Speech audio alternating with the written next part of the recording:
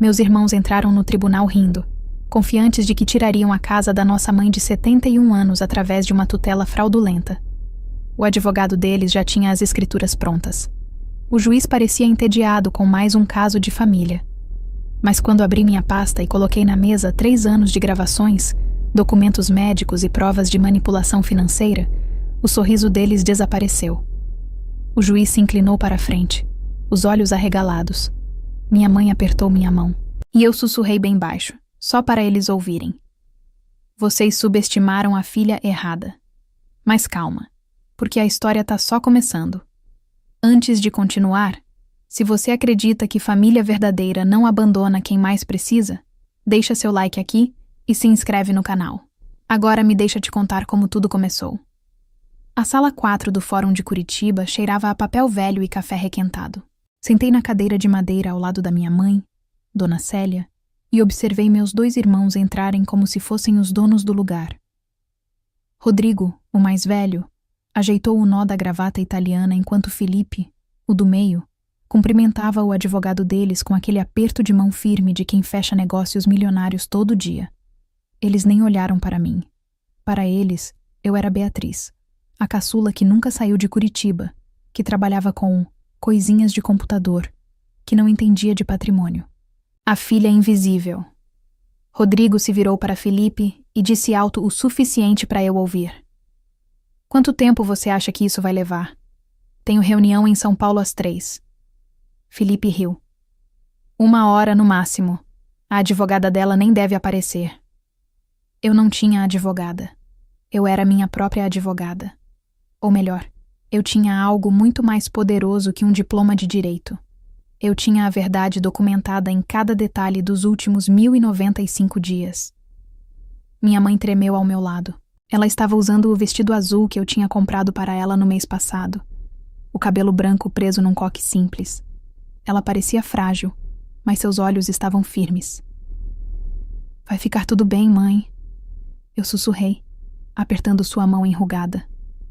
O juiz entrou. Um homem de uns 50 anos com óculos de grau e expressão cansada.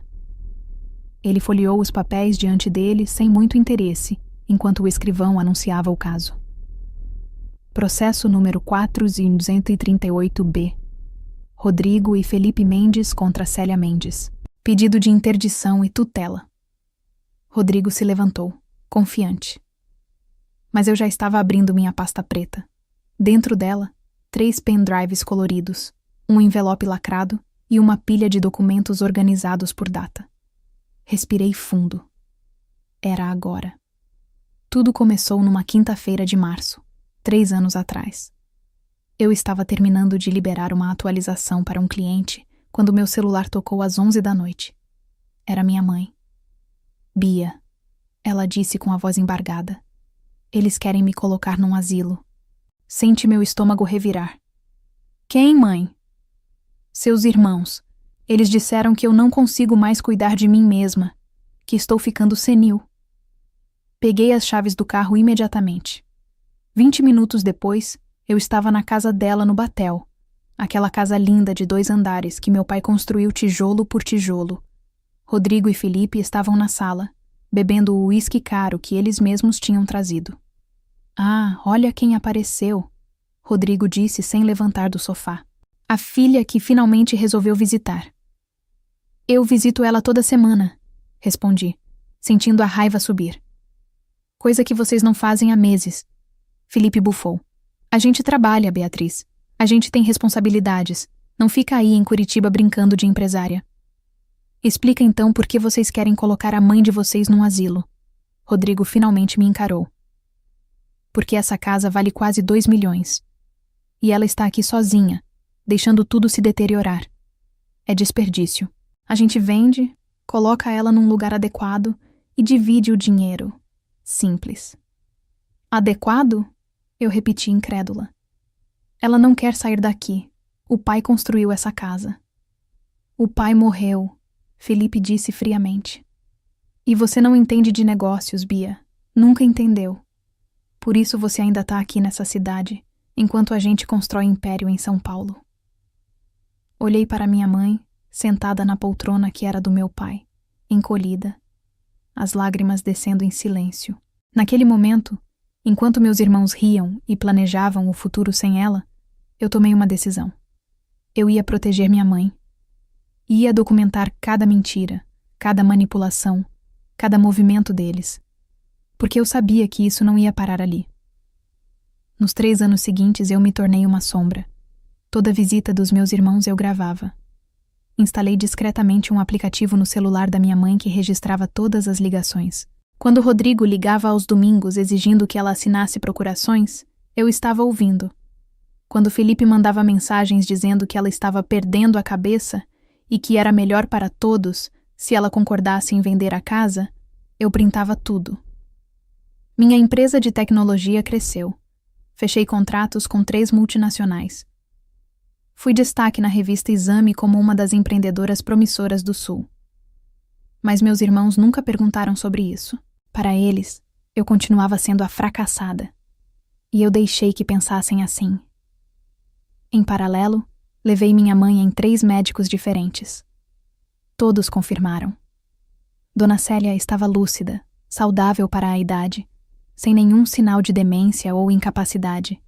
Pedi laudos detalhados. Registrei em cartório.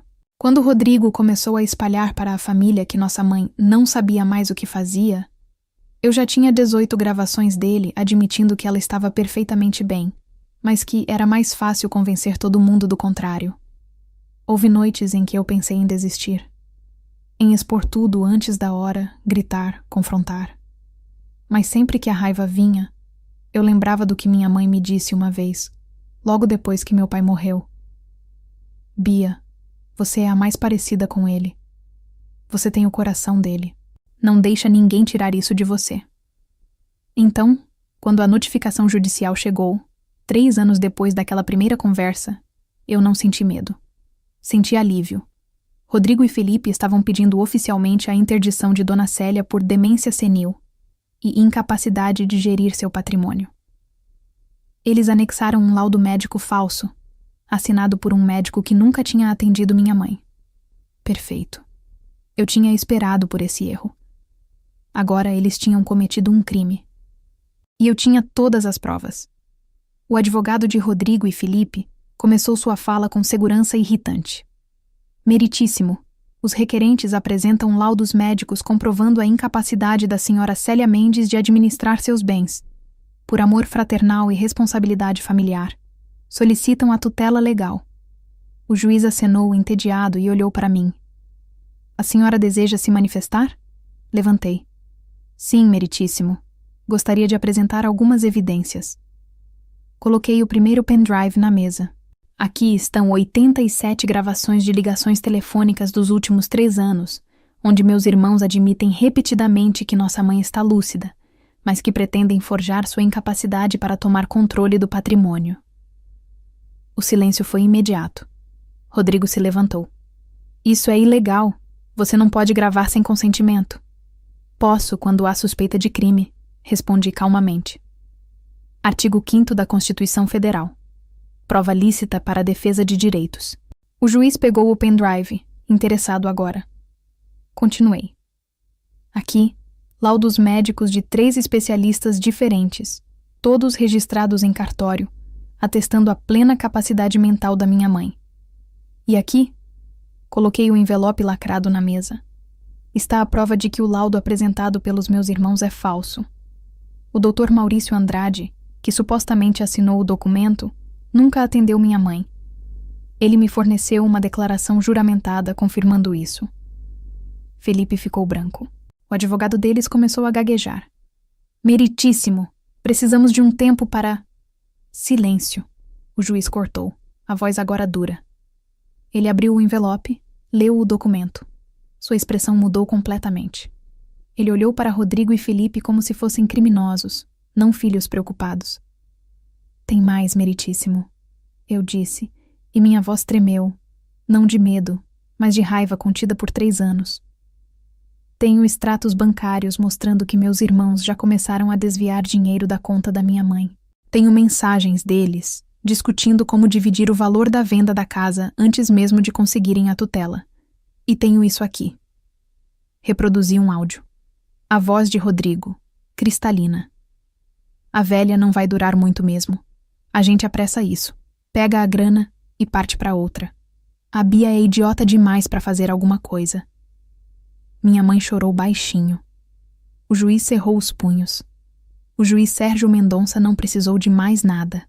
Ele negou o pedido de interdição imediatamente e determinou a abertura de inquérito policial contra Rodrigo e Felipe por falsidade ideológica, estelionato e apropriação indébita. O advogado deles saiu correndo da sala. Meus irmãos ficaram ali, paralisados, enquanto oficiais de justiça se aproximavam. Rodrigo me olhou com ódio puro. Você destruiu sua própria família. Não, respondi. Vocês fizeram isso sozinhos quando decidiram que dinheiro valia mais que a mãe de vocês. Nos meses seguintes, tudo veio à tona.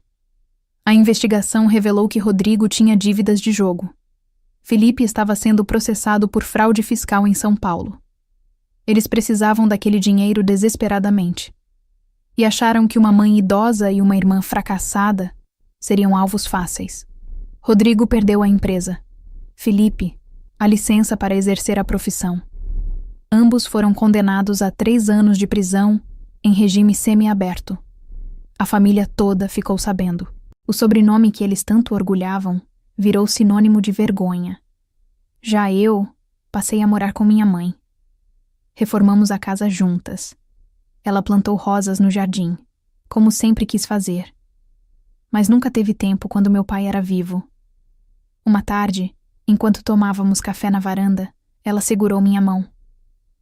Bia, obrigada por não ter desistido de mim. Mãe, eu disse, você me ensinou que família de verdade protege, não abandona.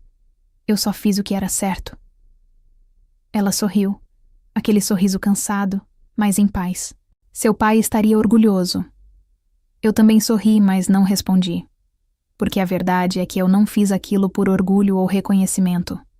Fiz porque, no final, justiça não é sobre ganhar. É sobre não deixar que pessoas cruéis destruam quem você ama. Se você está passando por algo parecido, se alguém na sua família está sendo manipulado ou abusado, documente tudo. Não subestime seu próprio poder. E lembre, o silêncio deles não é sua fraqueza. É a arma que você está afiando.